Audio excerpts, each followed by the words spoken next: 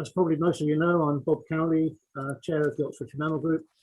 I'd like to welcome you all, whether you're on Zoom or on the live stream service watching now. Can I remind those of you who are watching on Zoom to keep your cameras and microphones off during the event so that we minimize the strain on the bandwidth and we all get the best possible reception in that way. The speaker is happy to take questions as usual tonight, but again, as usual, not during the actual talk. So please, if you can put questions into the chat, then I will curate them subsequently for a Q&A at the end of the main presentation. That should be all from me, I think. I shall hand over to our events officer, Alison Leaf. Thanks, Bob. Can you hear me? Yeah, can you hear me? Good. Thanks, Bob. Well, it's a real pleasure tonight to introduce Sascha, Professor Sascha Hooker as our speaker. It's hard to believe this is our last talk of the season. And we have another speaker from Scotland, which is a great treat. Sascha is professor at the Sea Mammal Research Unit at the Scottish Oceans Institute in St Andrews, and she has a wide range of interests in marine mammal behaviour and conservation. She's really going to tell us a bit about herself as the talk evolves, but I would like to just say that her undergraduate degree was here in Oxford, and she then went via Canada to end up in St Andrews. And that's particularly special for me because my undergraduate degree was in St Andrews, and it's a very special place, which I still love to go to.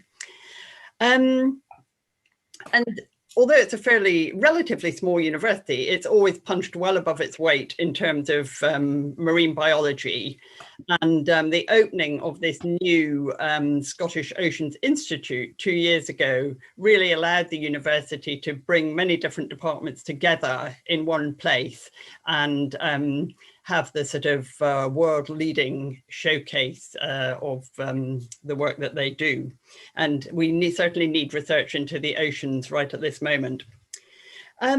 Just another hat that Sascha wears is that she's a great advocate for girls and women in science and academia. So I think it's particularly fitting that you're speaking to us today on International Women's Day. So welcome, Sascha, and we look forward very much to hearing about your work with marine mammals and conservation. Thank you both very much. Can you hear me okay? Yes, loud and clear. Perfect. Well, thank you very much for inviting me to talk to the Oxfordshire Mammal Group. And thank you too for mentioning that it's International Women's Day today. I wasn't sure if I should mention that myself.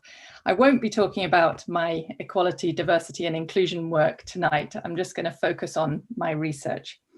So I'm going to share my screen.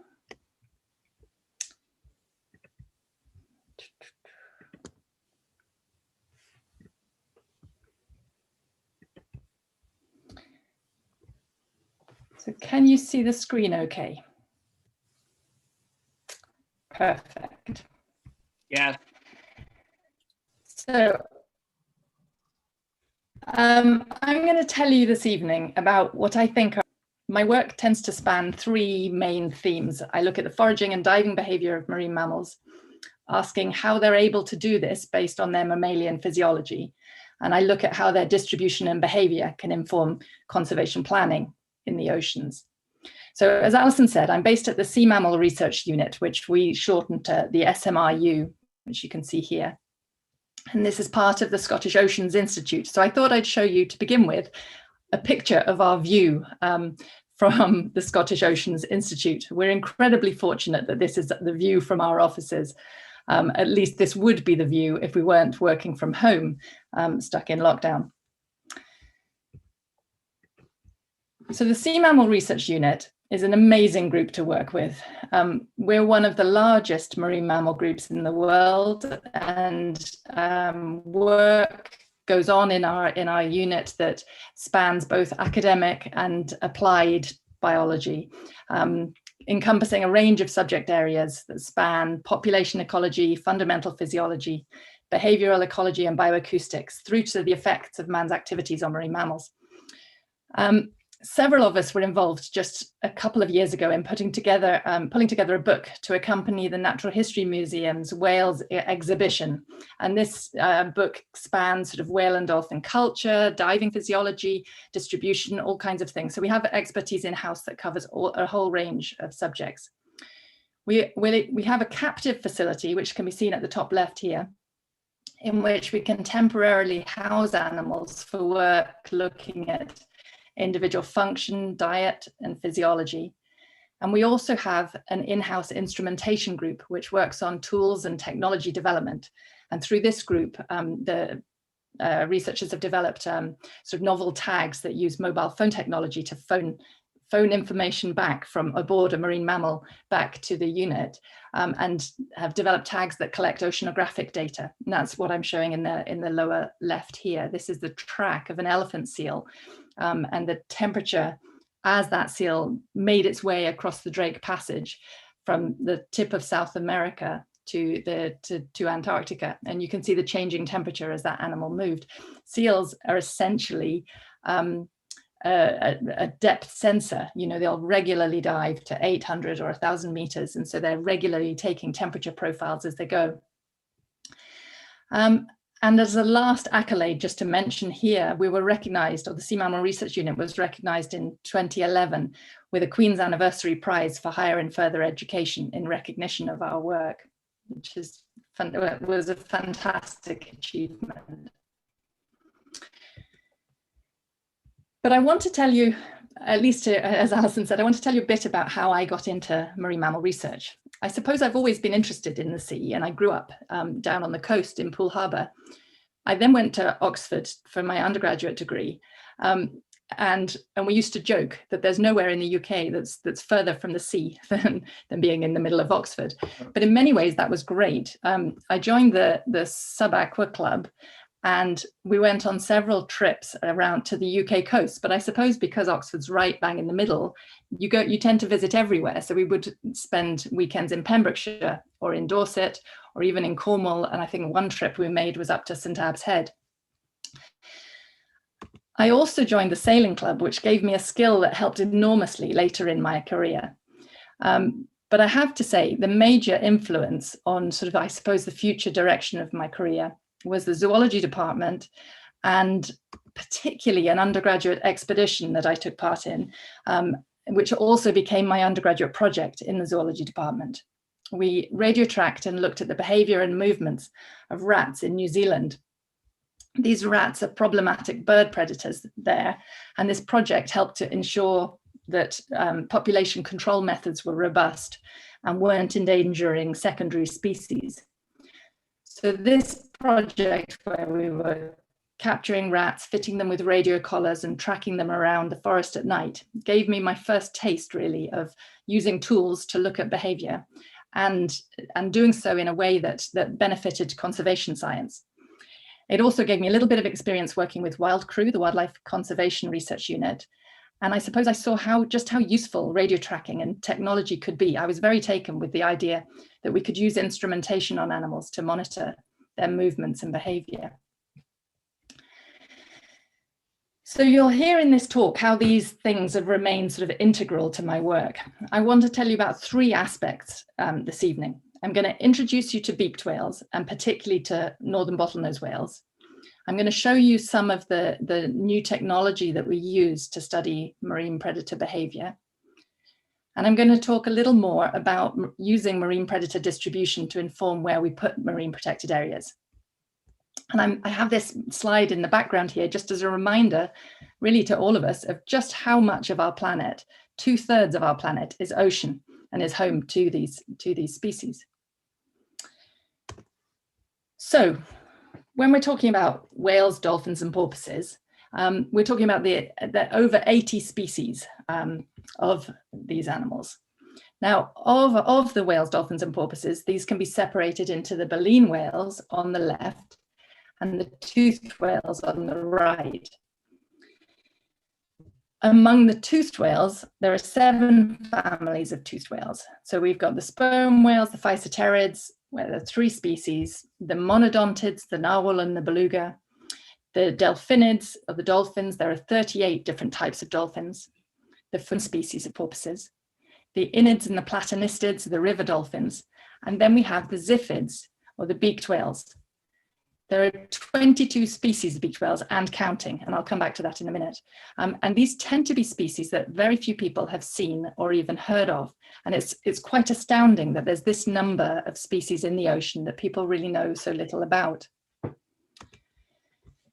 There are 6 genera in beaked whales, and I've got 5 of those up on this slide. I call the ziphids the toothless toothed whales, the odontocetes. They have a long, slender rostrum and an evolutionary trend towards a reduction in the number of teeth. In fact, most of the beaked whale species have retained only 1 or 2 pairs of teeth, which erupt only in adult males. And these have been used in the past to differentiate between species. These teeth in the adult males tend to function as weapons in duels between the males of each species. Now, for animals that are over 4 meters long, I find it incredible that we're still making new discoveries. I said there are 22 species of beaked whales, but in fact, last year, no, year before last, 2019, one of the species of Baradius, the Baird's beaked whale and the Arnou's beaked whales, the Baird's beaked whale was separated into 2 different species, and Sato's beaked whale, Baradius minimus, was classified as a new species. This is the black form of the Baird's beaked whale. So this brings the total number of ziphids to 23 species. And then last year, on the western coast of Mexico, a trio of beaked whales came up near to a group of researchers who at first thought they'd found the Perrin's beaked whale, which is a very elusive species that has never been sighted alive, never been officially sighted alive. But on closer inspection, the researchers think they may have stumbled upon, in fact, another new species of beaked whale, but we won't know for several years until there are more sightings, obviously. But really, as I say, quite astounding that we don't yet know what's out there in the ocean. So why do we know so little about beaked whales? Well, they tend to be very rarely seen. They're deep and long, they perform deep and long dives, so they're not at the surface for very long. They live far offshore. Because they're deep divers, they tend to live out or beyond the 1,000-meter depth contour. Most of these species, as you could perhaps see from the skull images I showed you, they're superficially similar. So that in order to differentiate species, you need to get hold of the skull or something like that, at least until you get your eye sort of well in. So the fact that they're superficially similar makes it quite difficult to identify them to species, and they're often shy. So 90% of beaked whales are listed as data deficient on the IUCN Red List. The species I'm going to tell you more about, the northern bottlenose whales, are a bit of an exception. They're not so shy of boats as other species. But gradually, over the last 2 decades, there have been more long-term monitoring studies that have that have been begun. And the one that I've been involved with, or was particularly involved with for my PhD research, was of northern bottlenose whales in the Gully in Nova Scotia in Canada. So I'm going to tell you more about that tonight, which is where I did my PhD. And he started this study of northern bottlenose whales in 1988. So these are the northern bottlenose whales, which has the name Hyperodon ampullatus, which is quite amusing. And given that you're a mammologist, I thought you might enjoy this. The hyperu means upper mouth or palate, and odontus means tooth. So this name that's been given to this species is actually a mistake from the French zoologist Count de Lacepede, who misidentified small bumps on the palate of a stranded whale as teeth back in the late 1700s, when in fact most of these whales, as I said, have no teeth, and only the adult males have these 2 protruding teeth on the lower jaw. The specific name, ampullatus, is Latin for a flask or a bottle, and that describes the animal's bottle nose. Northern bottlenose whales are found across the northern North Atlantic, shown on the map here. Of the beaked whales, they were the species that was taken in large numbers by whalers. And I've put an illustration of this on this slide, and it gives you don't really get a sense of size from the images of bottlenose whales until you see it next to this, this Norwegian whaler. So it's thought that there were approximately 100,000 whales back at the beginning of the 1800s, but it was estimated that 60,000 of these were taken by whalers across the North Atlantic. And it was their curiosity really that probably led to this number of whales being taken. One of the scientists who worked aboard whaling vessels, in fact, I think he was one of the whaling captains too, David Gray, wrote in the late 1800s, "These whales are very unsuspicious, coming close alongside the ship, round about and underneath the boats until their curiosity is satisfied. The herd never leaves a wounded companion so long as it is alive. They come from every point of the compass towards the struck one in the most mysterious manner." So this meant that whalers mounted harpoon guns fore and aft. And actually with the whaling boats, they would go to an area in which they thought there would be whales, and they would sit stationary in the water, wait for the whales to approach the ship. Hence, they had harpoon guns on the back of the ship as well as the front, because the whales would come from any direction. And then once they had harpooned a whale, it was held but not killed, so that other whales would stay nearby. And they would essentially use the harpooned whale as a lure until they were able to capture the whole group in the 1880s, and then a second period of whaling between about 1937 and 1973. And I've put the graph at the bottom here so you can see when these numbers of whales were taken. I've marked this unsustainable because you can see the number of whales that are taken here, but then in orange you can see the number of boats that were out whaling, and you can see this lag between the number of whales taken and the number of boats coming down, which tends to indicate an overexploited population. So the population that I studied during my PhD is off the coast of Canada, 2 days sail offshore in a place called the Gully. The Gully is a large submarine canyon 200 nautical miles offshore. And to study them, we lived on a 40-foot sailboat for 3 weeks at a time, and lived above the canyon where the national image here shows you the shape of the canyon. It's got a vertical exaggeration on it, and then plotted above that in red are all of the whale sightings. And you can see just how faithful the whales are to the center of this canyon. So we tended to go out between June and August for 3-week trips, and then we would resupply and head back out again. The sailing was fantastic, but the weather wasn't always that fantastic, and we would often spend days hove to waiting for the weather to calm down so that we could actually find and follow whales again. The main thing that we did while out there was to try and get photo identification photographs of these whales. So we would try to approach whales close enough to take photographs of them. We would take photographs of the head of a whale, because these photographs can be used to differentiate female and immature animals from subadult males from mature males based on the shape of the melon. You can see that the mature male melon becomes very box shaped as that whale gets older. So the females and immatures have a very rounded melon, which becomes flatter and whiter with age. And the mature melons have this almost sort of flat front to their melon. And then we would also take photographs of the dorsal fin and use the scars and notches on the dorsal fin to identify animals from one year or one encounter to the next. As I said, the whales were curious and would approach us, and I want to show you the sound that they make. This is, I think, indicative of their curiosity. This is not a particularly good hydrophone, but you can see just how loud it is. And it's partly, the whales do make clicks in the upper range at about 20 kilohertz, which we can't hear, but they are so close to the hydrophone that we're hearing the lower components of their clicks. These whales would approach us even in foggy conditions. That's what I mean when I say that the whales are curious. I think they knew we were there, even when we couldn't see them from particularly far away.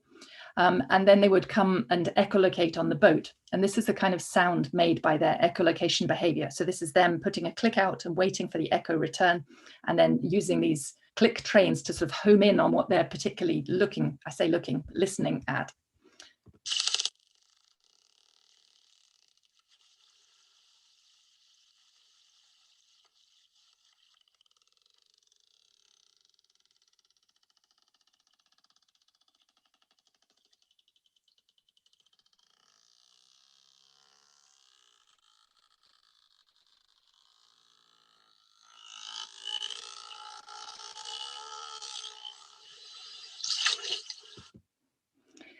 So my PhD was asking really sort of what are the whales doing in this canyon? Now whalers had described bottlenose whales as champion breath holders. They would write accounts of harpooned animals submerging for 2 hours and coming to the surface as fresh as if they'd never been away.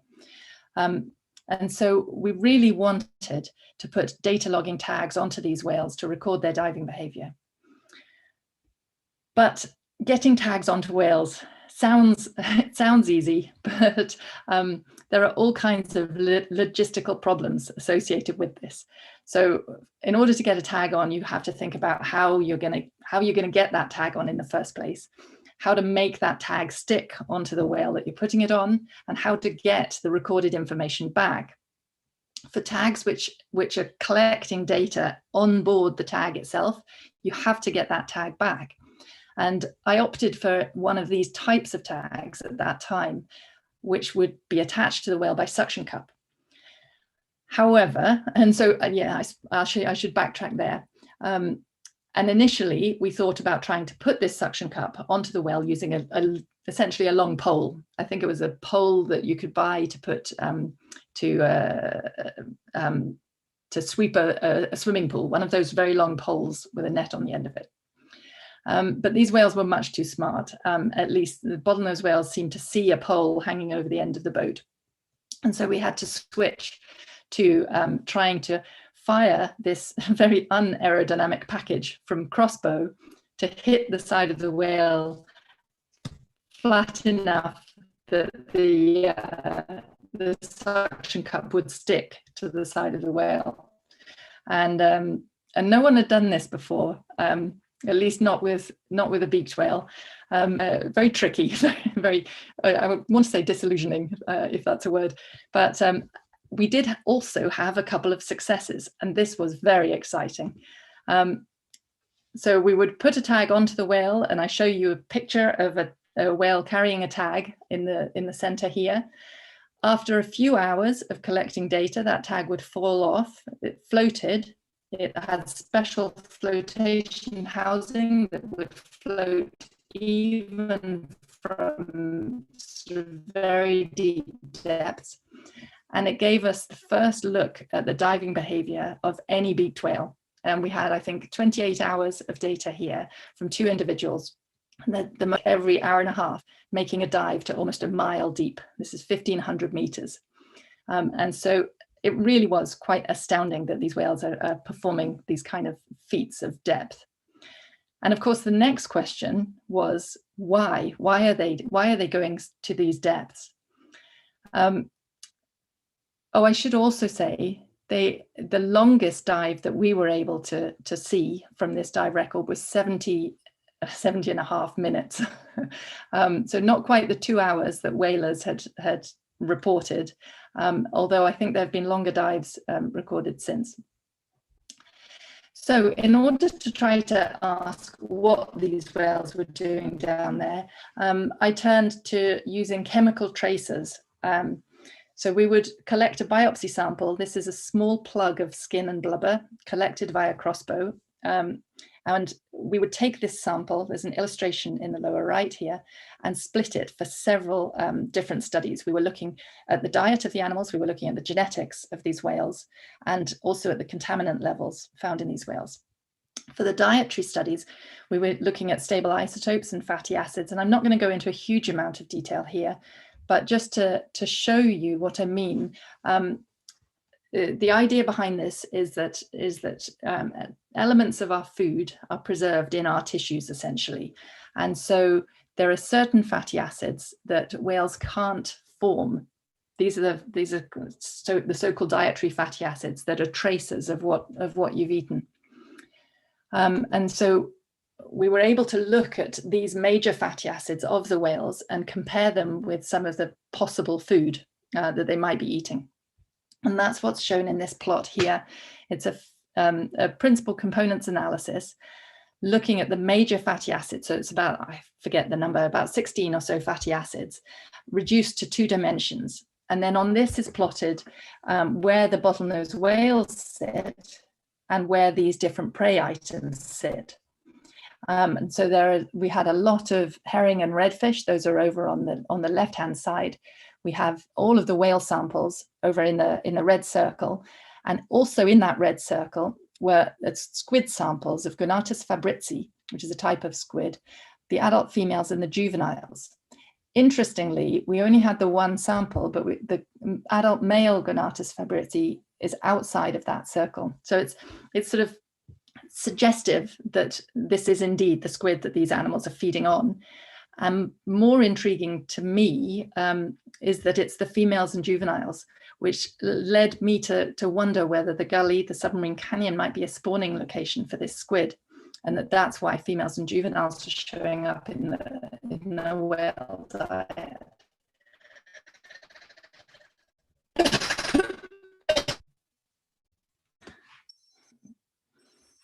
Oh, apologies.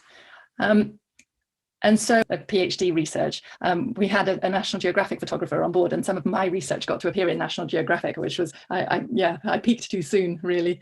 So much of our work at that time was showing just how deep these animals were diving, and was suggesting that they feed on this squid, the Gonatus. In fact, it's more likely to be a sister species to Gonatus fabrizi. It would be Gonatus steenstruppi, found at these latitudes. That these whales are probably eating. As well as its importance for northern bottlenose whales, the gully area seemed to be a bit of a hotspot for a lot of cetacean species. In fact, a total of 12 species were regularly found there. And all of these species, except the minke whale, were seen more frequently, or they were seen only in the gully and not on the shelf edge, on the shelf areas, sort of on the way back and forth to the gully. Shelf waters are known to be particularly productive, but it seems that the gully might be even more productive than the other shelf areas. We ran an analysis looking at some of the whaling data taken from the Whalingford, Nova Scotia. And we were then looking at the number of whales that were caught in each of these 11 areas on this plot. 10 areas, apologies, and looking at the number of whales that were caught compared to the distance from the whaling station Blandford, and you can see that we have the largest positive deviation for the gully. So there were proportionally more whales caught in the gully than other shelf edge areas.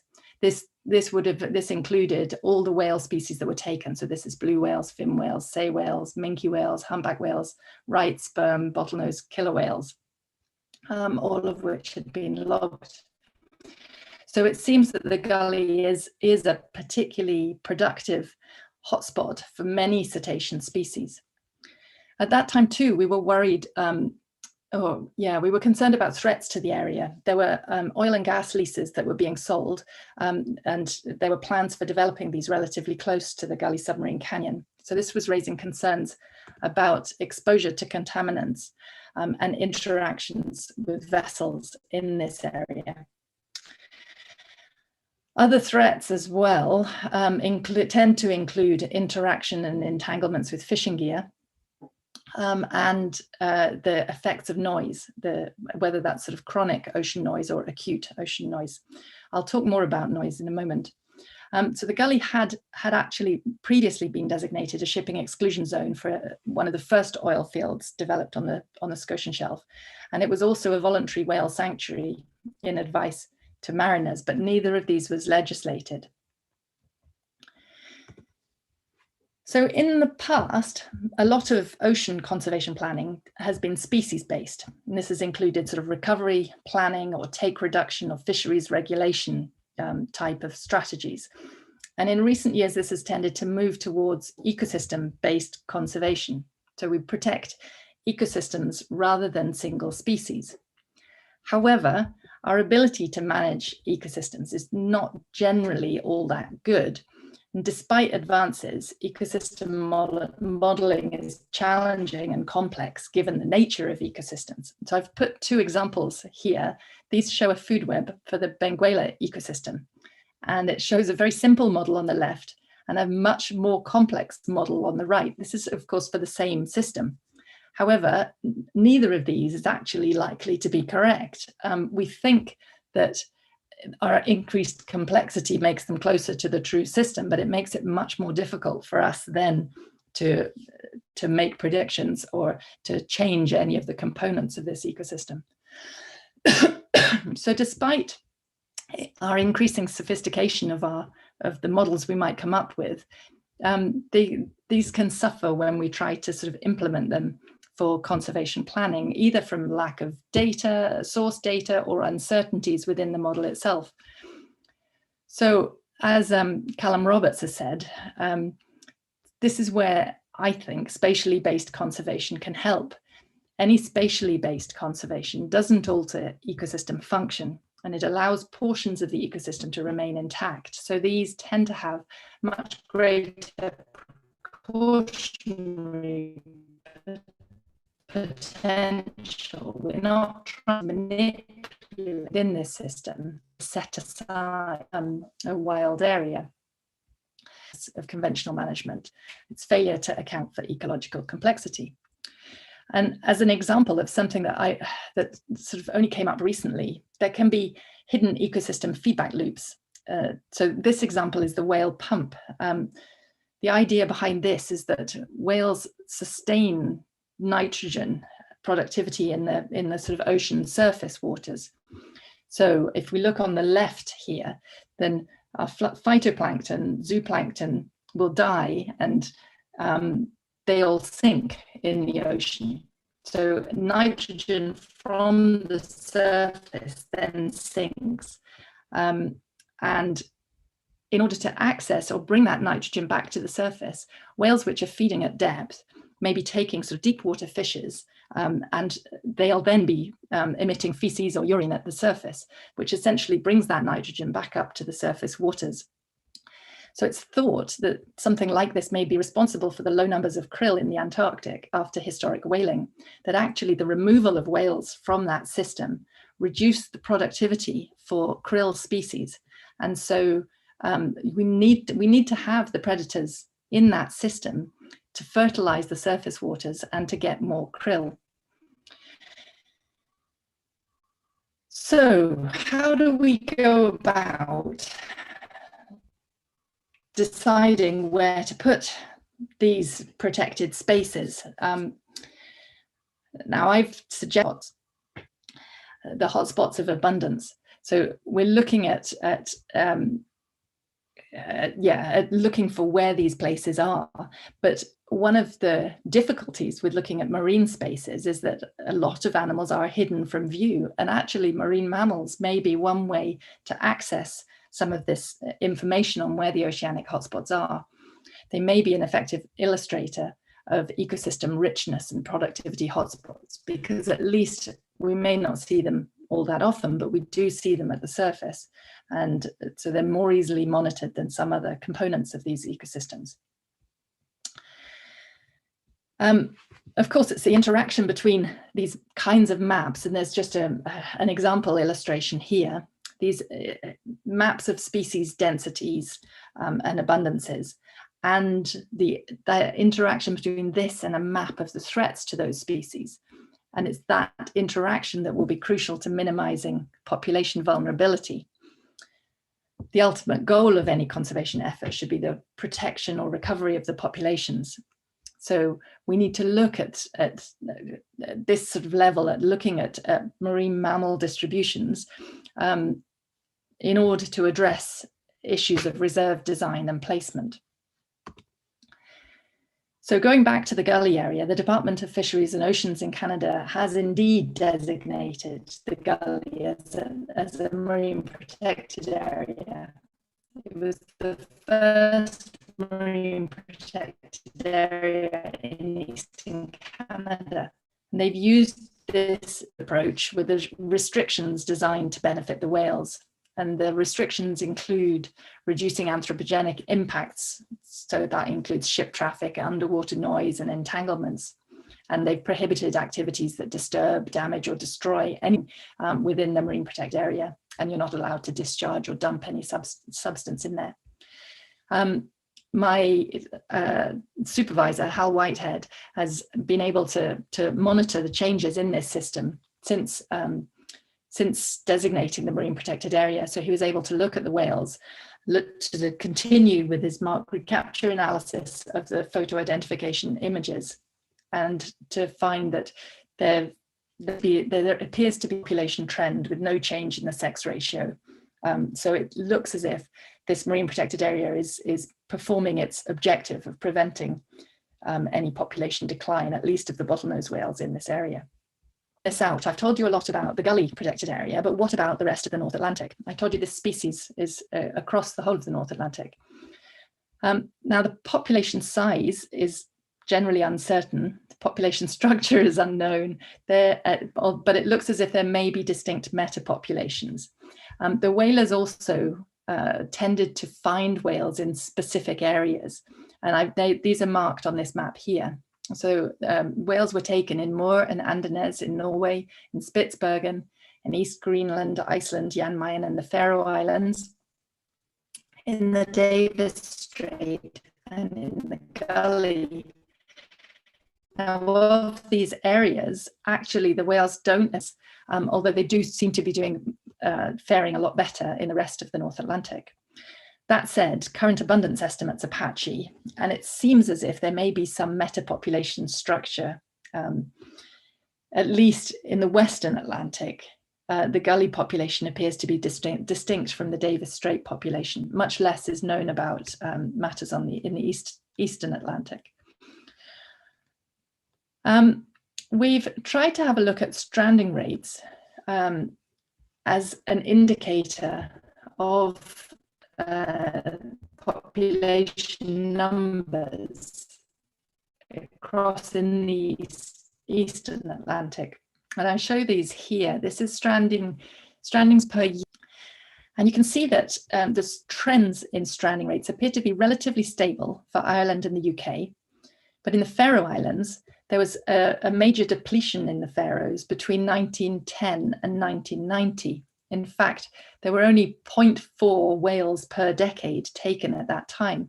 Now the Faroes have continued, they have a dry fishery that does take northern bottlenose whales. This is also known as assisted stranding, and the animals that strand are then eaten. And so that may be responsible for that sort of decrease in natural strandings in the Faroe Islands at that time. There is also this dramatic increase in the last decade here across all sites. So, and this has also been found for other beaked whale species. Now, this suggests that there may be increased reporting of strandings, or there may be an increase in natural or anthropogenic causes of strandings. I should also say that these trajectories here also support the idea of small local populations, that the Faroes was affected, but that the Ireland and UK populations don't appear to have been affected, suggests that these populations may be somewhat distinct from each other. But yes, looking at this this increase in more recent years, and coming to what I think is the biggest threat to beaked whales in the ocean at the moment. This is naval exercises and underwater sonar. So this picture shows the 2004 naval exercise Majestic Eagle in the Eastern Atlantic Ocean off Morocco. This exercise led to multiple beaked whale strandings on the coast of Africa and in the Canary Islands. And particularly curiously, these whales that were found stranded were full of bubbles, suggesting that they had died from decompression sickness. And for anyone more interested in reading about this, it's been called a smoking gun story. I highly recommend this book, The War of the Whales, which is the story about the environmental attorney and the marine scientist who held the US Navy to account for these deaths. But sort of curiously, up until this point, we hadn't really thought about decompression sickness in cetacean or in marine mammals. You'll read in the textbooks about the various adaptations that marine mammals have that mean that they won't suffer from decompression sickness or the bends. Two of these adaptations are particularly important for this. The fact that they've got a highly compressible thorax, which facilitates their lung collapse, and this makes it less likely that they'll take up nitrogen at depth, and their remarkable dive response, where their heart rate reduces and they reduce their circulation around their body, meaning that any nitrogen in the blood is less likely to go to tissues. Now, this meant that in the physiology textbooks, you'll still read, this is the Schmidt-Nielsen animal physiology textbook, and he says, why can seals and whales tolerate deep dives and rapid ascent without developing the bends? There are three plausible reasons for this. One is that they're tolerant to bubbles. Two is that the mechanisms to avoid, they have mechanisms to avoid bubble formation in spite of any supersaturation of nitrogen in their blood.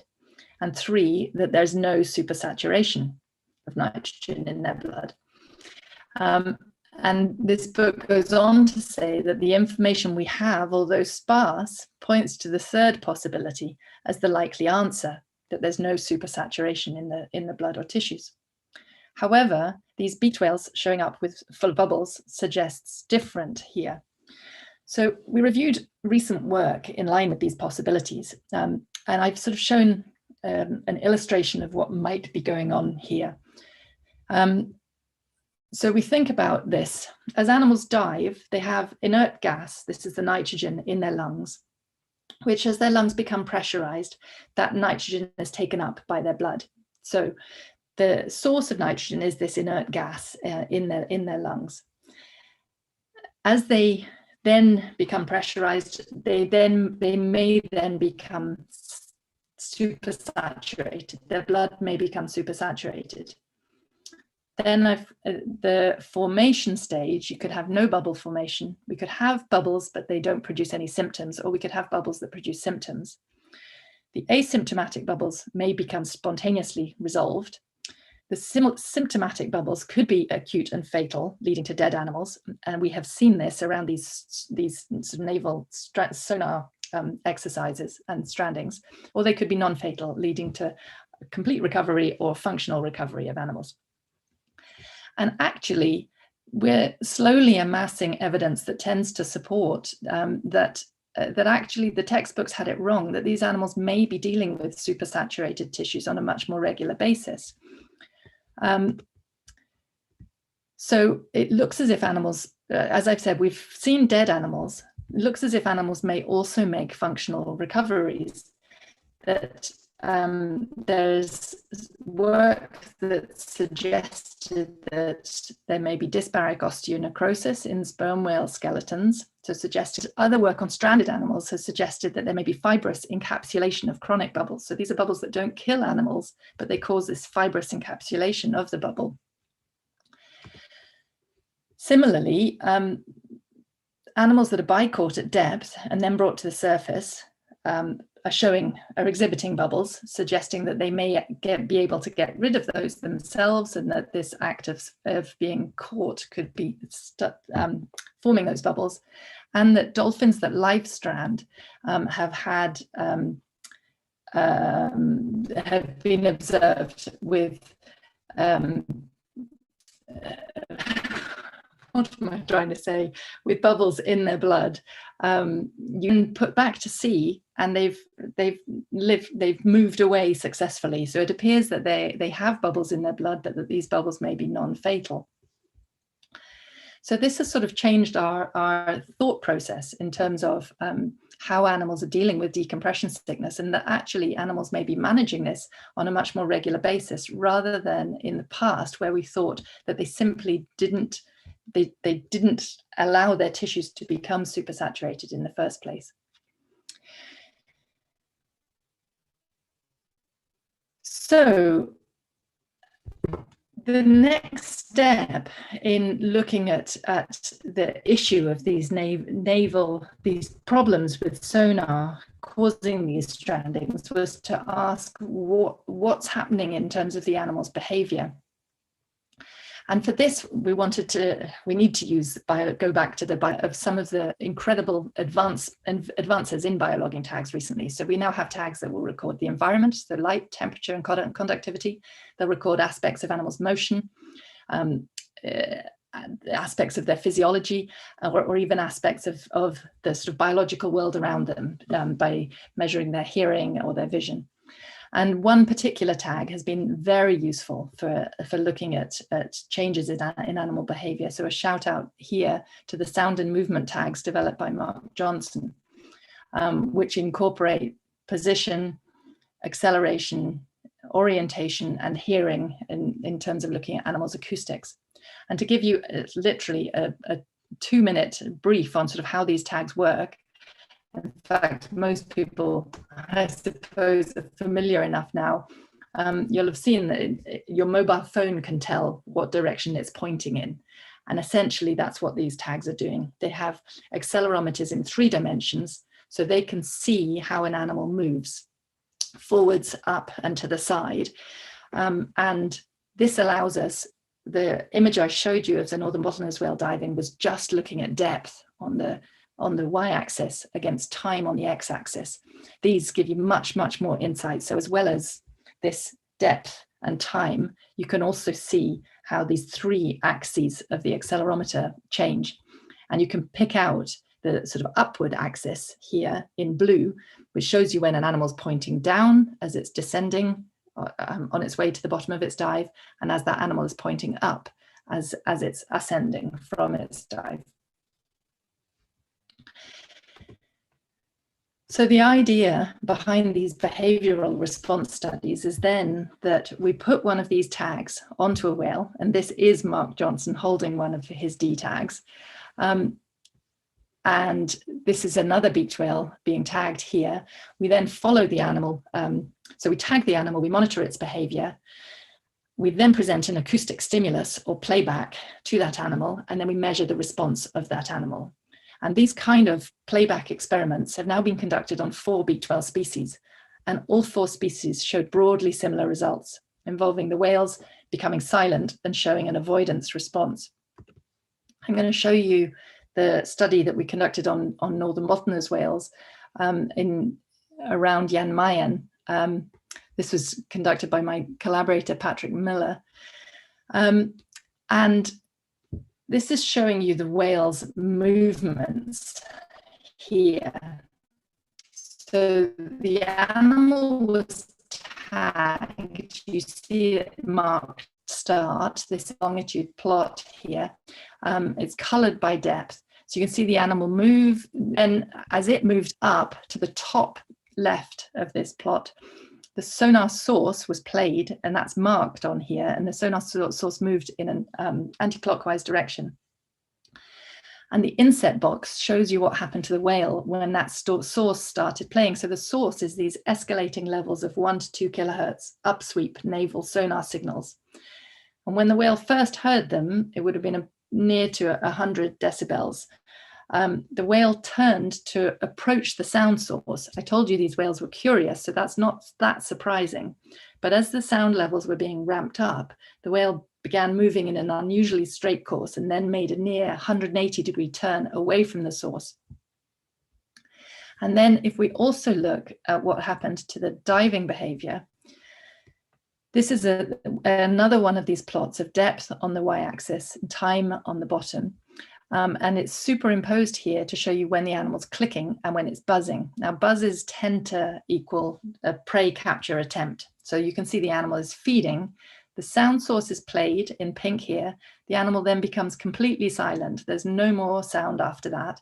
Performs the longest, deepest dive that has yet been recorded for a northern bottlenose whale.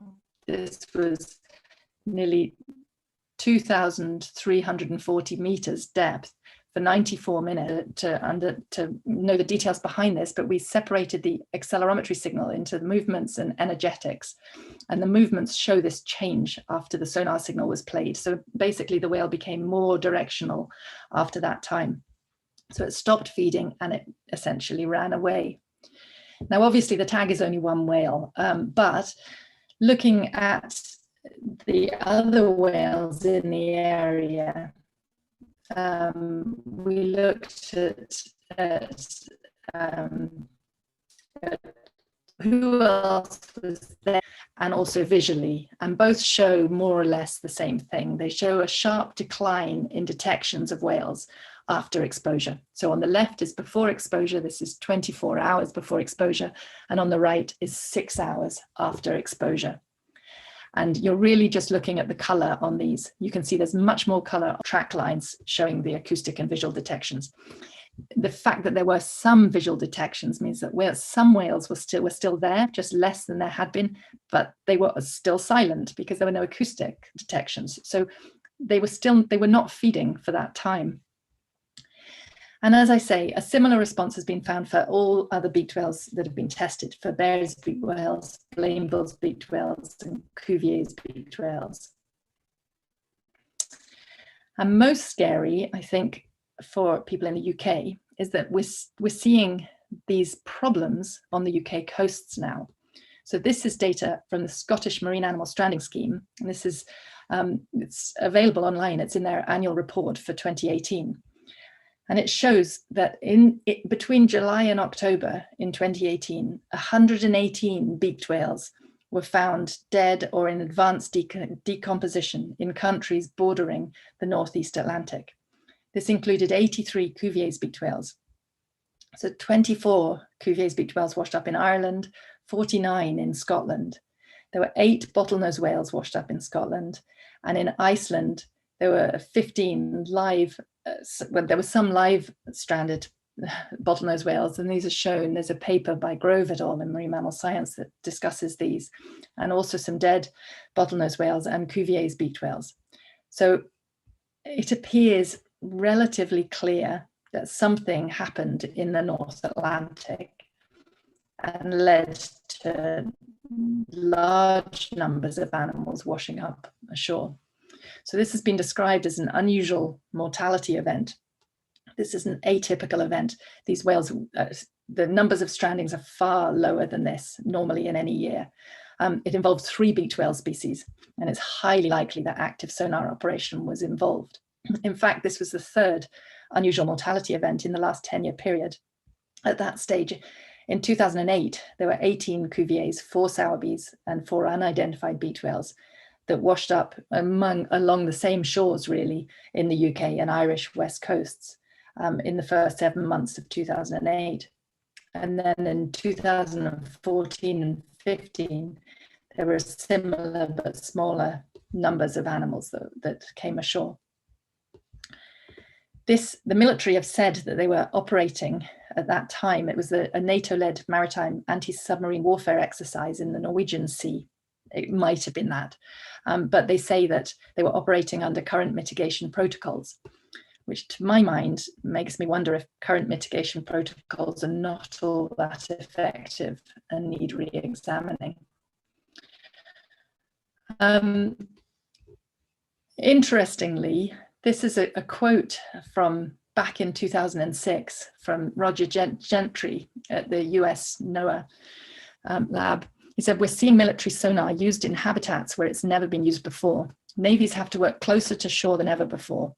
The same seabed canyons favored by marine mammals are the perfect hiding places for submarines hoping to launch a sneak attack. Warfare has changed, and so has the threat to these creatures." I think he was spot on with that.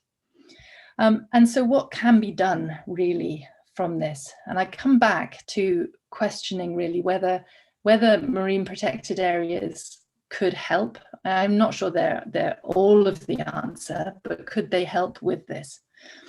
Now, I mentioned the majestic eagle exercise earlier. This was an exercise off the Canary Islands in 2004, which again resulted in an atypical mass stranding of 4 Cuvier's beach whales that died at sea. And this again was an international naval exercise shown in the graph here. But most interestingly, following this, the EU Parliament recommended and the Spanish government resolved to establish an anti-sonar moratorium around the Canary Islands. And they did this in 2004. And since that time, there have been no further strandings. So it seems that this did work, at least for that area. Now, of course, it's possible that, that there may be no sonar near shore, so we're not seeing whales wash up near shore, and that they may be dying at sea. But it's definitely hopeful that if we have protected areas and if we keep sound out of areas where there are large numbers of these whales, then I think this can help. So I'm going to try and end a little bit more optimistically. Protected areas are gradually increasing globally.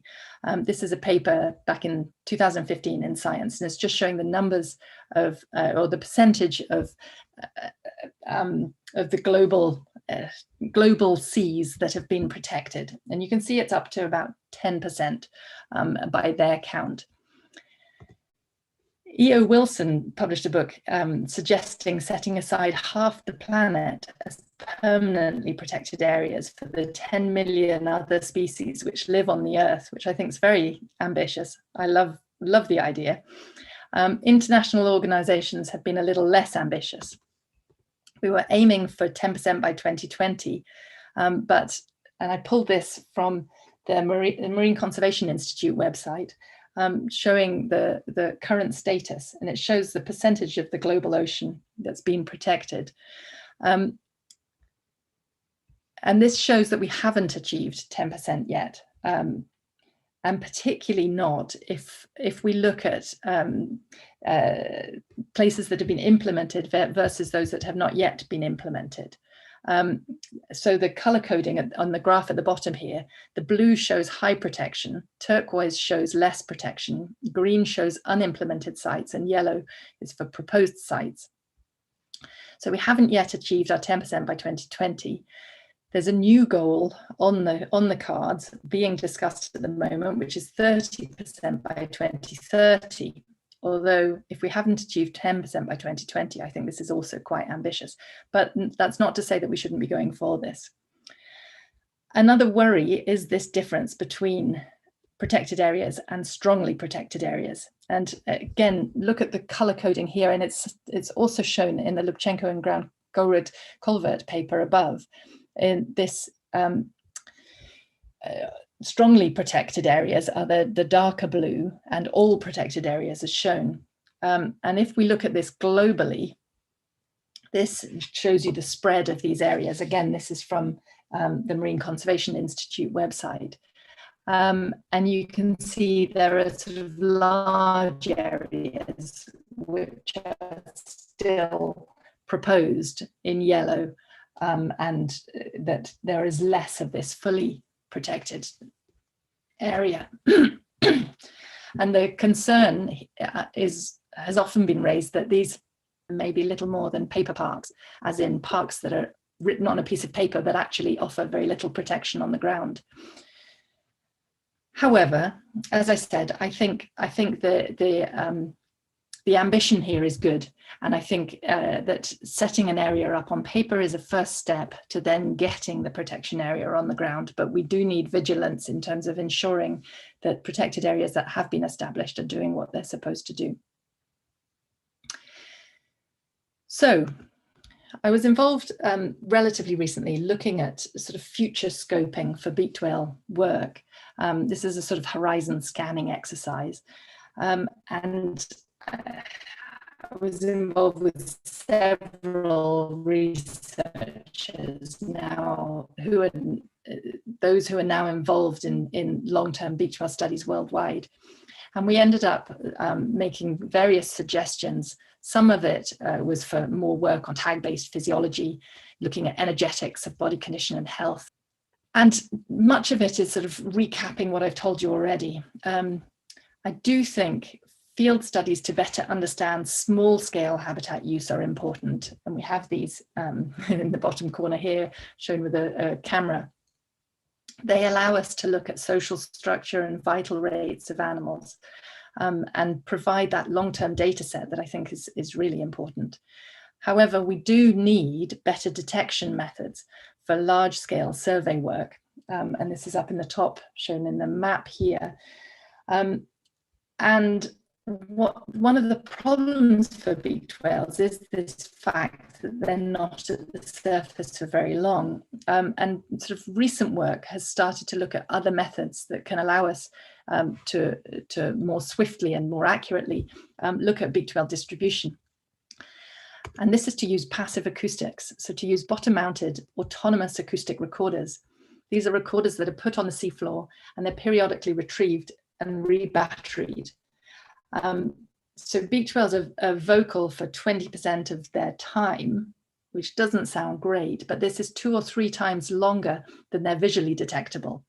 And so if we have these recorders that are listening for them, we may be able to hear where whales are much better than we can see where whales are.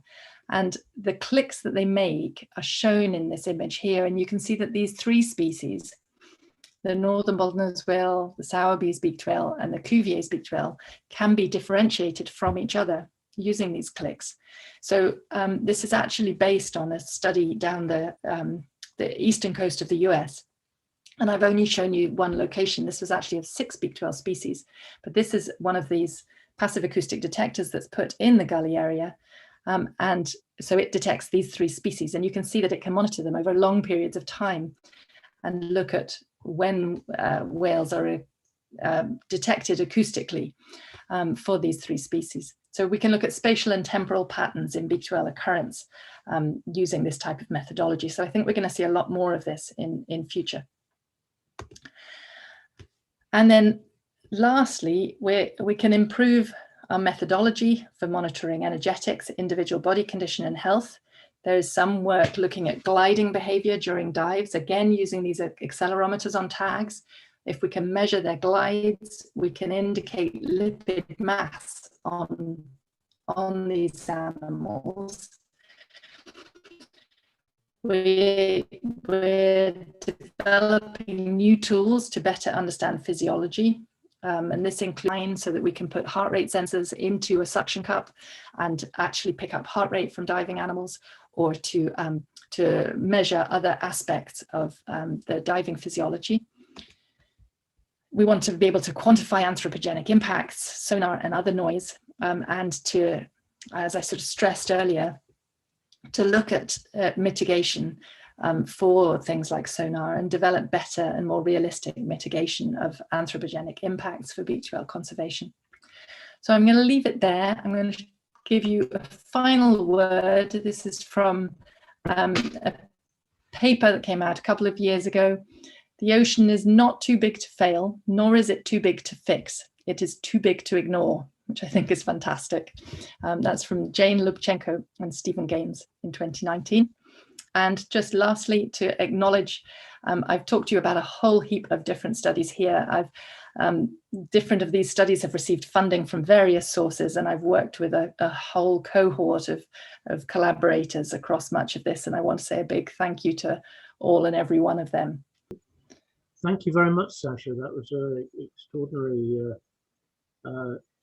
overview, if somewhat disheartening in many ways, but nevertheless, it's an incredibly important issue, and it's something that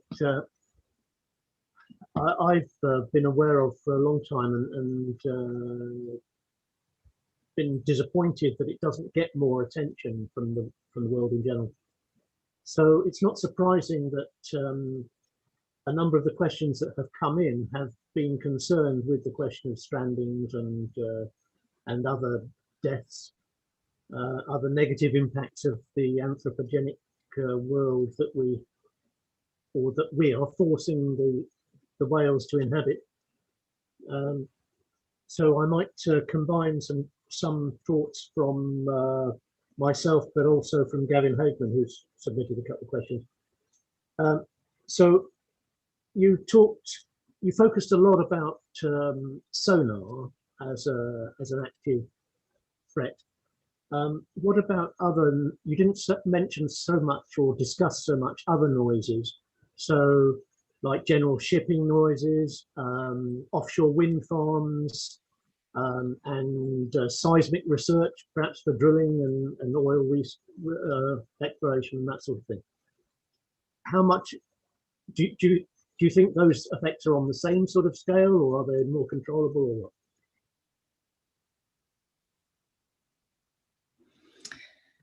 That's a great question, and I'm probably not the best person to answer it, but I'll tell you what I know about it. I think all noise is a problem for these animals. I think they're acoustic predators, and so any noise is going to impact on them. It would be like us trying to find something and somebody shining a spotlight in our faces as we're trying to do this. That said, I think the number of animals that we see impacted, it does appear to be markedly bigger for these military sonar operations than for other noise sources. Although I don't forget I forget the specifics, but I think there has been some suggestion of strandings that have happened following seismic testing, seismic monitoring. So it is possible that other sound sources may have a similar, may cause a similar physiological reaction or physiological response that we're seeing with the sonar. But it doesn't seem to have quite the same smoking gun that we see with the military sonar. The military sonar, for whatever reason, seems to cause this panic or this flight response in whales that perhaps overrides what they would normally do. But as you say, I don't want to say that this is the only problem that they face. I think general noise levels in the ocean are a big problem for all cetaceans. I think the increased numbers of ships just mean that the background hum must be much louder than it has been in the past. In fact, there was a paper very recently talking about that and the reduction in noise caused by this COVID pause in some of these activities. So I think there will be more research come out on this over the next few years.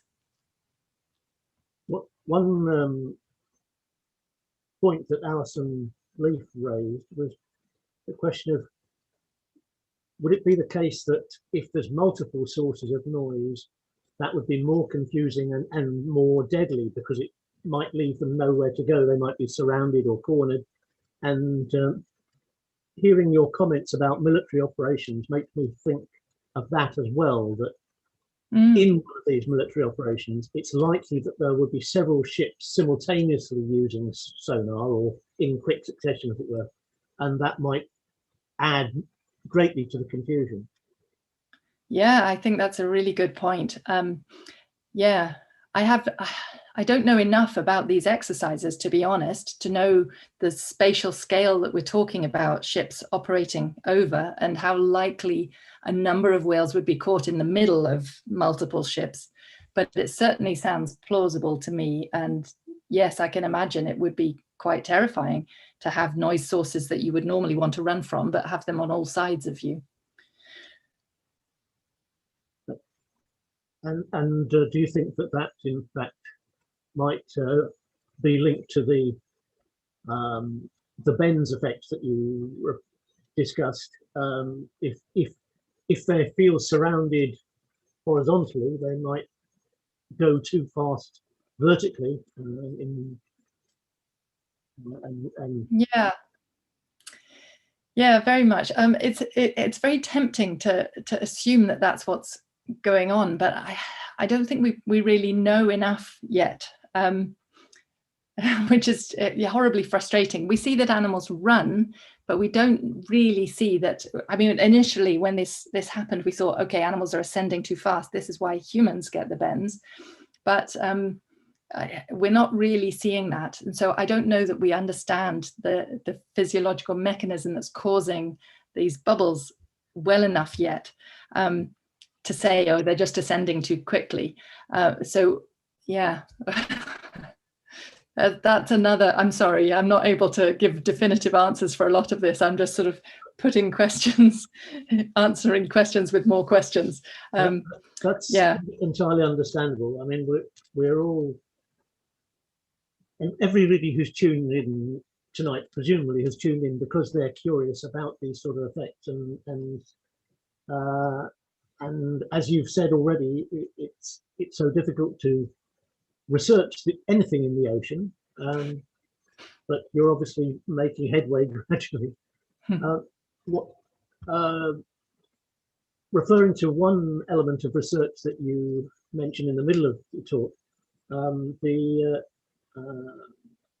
I think it was to do with the unusual stranding events of 2018. You said 118 different cetaceans had been found stranded, but it wasn't clear to me in how broad a period that was. Was that spaced out over the whole year, or was it confined to a week or whatever? No, I think that one was about a 3-month period. It was the summer months. I think it was June to, was it August, or maybe it might have been a little later than that. And no, these tend to be over multiple months. And this has been the unusual thing, that the whales have been so decomposed when they washed up. So it looks as if something has happened, and then the carcasses have washed ashore later in time. Right.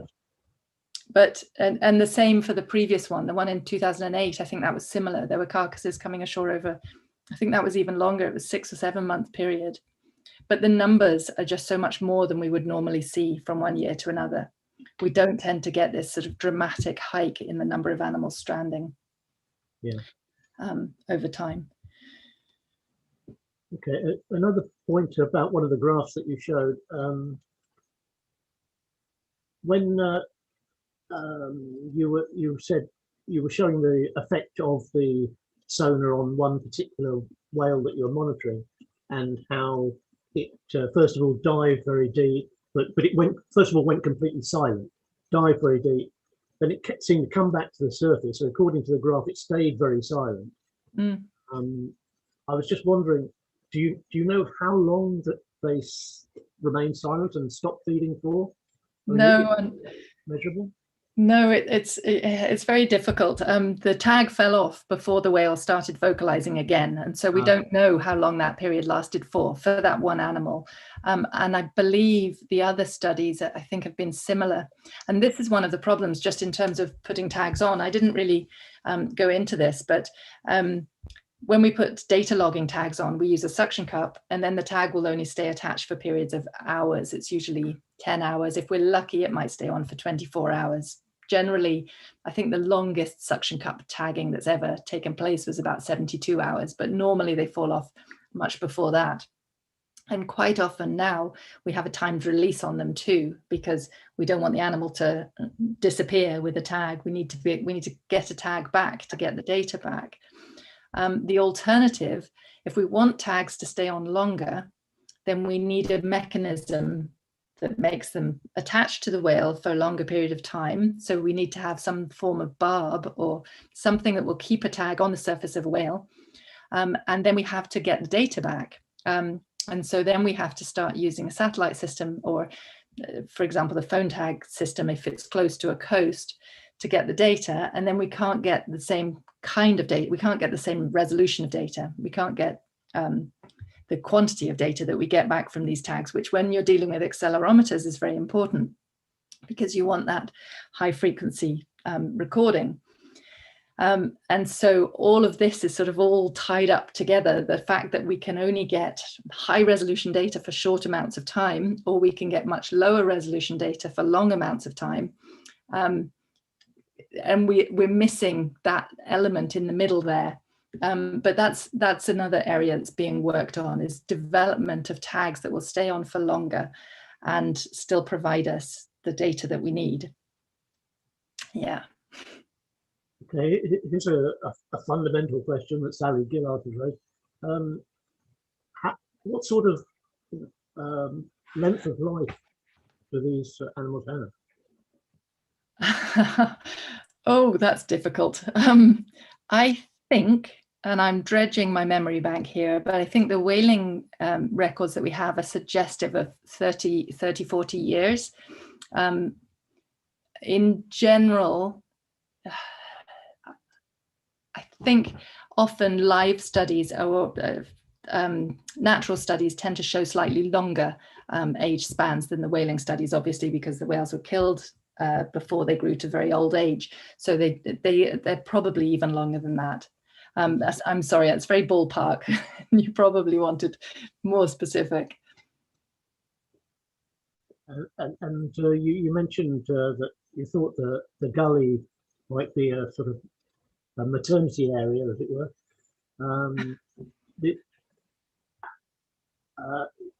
Is it no? Have any such nursery areas been defined for any of this family? No, no. When I suggested that for the gully, it was actually a nursery area for the squid prey rather than for the whales. For the whales, it's almost certainly all of the whales are there, both because we see adult males and females and calves. So I'm not sure. And we see whales there year round, actually. There have been a couple of trips made in the middle of winter on fishing boats that have seen the same whales that were photo identified in the summer. So it seems to be a year round area that the whales are using. Whether the squid are using it year round, we don't know nearly as much about, because taking records of deep sea squid is difficult. Plus you have these canyon walls that any equipment can get snagged on. So I think any deep water surveys in there are quite tricky to do. Yeah. Yes, it's why on earth did you get involved in such a difficult area? It's exciting. Difficult but exciting. Well, no, I'm very pleased that you are, and that other people are working on it. But it does seem that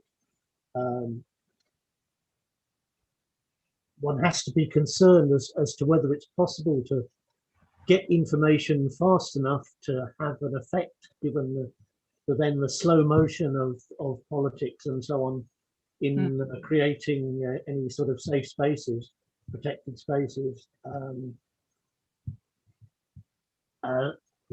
If you think about the horizon of acquiring information and then persuading the political environment, and then getting enforced an action which is then enforced, it looks like a very unoptimistic situation for the world's oceans, doesn't it? Yes, rather depressingly, yes. But yeah, there are many people who are very interested in this, and I think there's a lot of support for change and for protected areas generally, both terrestrial and in the sea. The very concept behind, I've been reading the book about rewilding recently. And the ideas seem to tie in very much with having sort of a wild space where you leave things be, essentially. And so whoever, I'm not too sure who it was, but I stole the term sea wilding to sort of encompass that, which I thought was quite fun. Yes, that's very, very apt. On the subject of protection, you mentioned the apparent success around the Canaries. To actually have a realistic protection zone for when one's considering things like sonar and other undersea noises, which we know transmit a long way. What sort of size zone do you need to have in order to have an effect? Yeah, I'm afraid my background is not acoustics, and so I'm not too sure about this. I think it very much depends on conditions as much as anything else. I mean, yes, you're right, sound can travel a long way, but we can look at models of received level. So based on a specific sound source and the sort of diminution of that sound level across space, we've got distance, but we've also got depth, and that sounds, there's change in sound to depth, and it's not as simple as just spherical spreading of a sound source. So I think it's affected by the bathymetry and the surface waters, and probably the oceanography of a place as well, in terms of how that sound moves through the ocean. So, but you're right. I would have been skeptical. In fact, when I first thought about protected areas, I thought, okay, well, you can't put boundaries in the ocean, so you can only really protect based on sort of habitat, and you're protecting what's there, and anything that moves, so contaminants or sound or things that spread from one place to another, can't really be protected by a spatial reserve. But over time, I suppose I've started to wonder if actually perhaps they can to some extent, particularly if you zone, if you say, okay, no sound sources within 10 miles of a protected area, or I'm pulling that number from the air, but there will be ways that we can reduce the impact on animals. We may not bring it down to zero, we may not bring it to a completely sort of pristine environment, but we can still reduce threats. And I think it's all about threat reduction rather than threat elimination. It's just, can we do enough to avoid any animals dying on this patch of habitat? Okay.